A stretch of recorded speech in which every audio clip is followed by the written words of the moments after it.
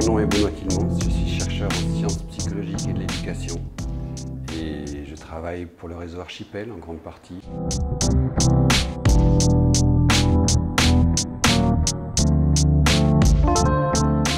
Alors qui je suis, on pourrait définir ça, un artisan peut-être de la construction des identités.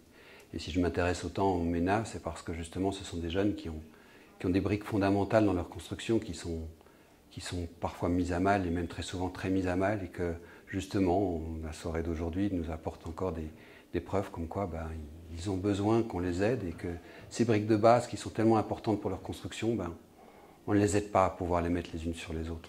Moi, chercheur, ça me passionne cette question-là et j'aimerais bien pouvoir les aider.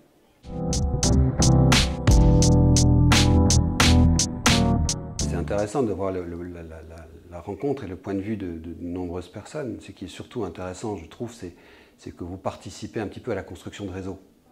En se parlant, en étant ensemble, entre gens bien intéressés par cette question des MENA, on se pose des questions à soi-même et on essaye de faire élever le débat, là, comme on a essayé de le faire aujourd'hui.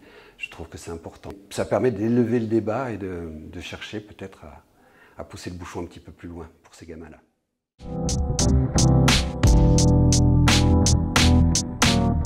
Alors Médor, justement, il va plus loin que les apparences, il va plus loin que ce que le politique nous montre et ce que le politique nous laisse voir de la situation de ces jeunes. Ces jeunes sont pris dans des étaux qui sont, voilà, c'est la nature humaine que de vouloir se rassurer en écartant de soi les choses qui sont plus difficiles à accepter. On veut se rassurer que tout va bien et ces MENA mettent à mal un peu notre sécurité. Un média comme Médor va pouvoir justement mettre un petit peu d'eau au moulin de la véracité de ce que ces jeunes vivent et ce qu'ils doivent endurer.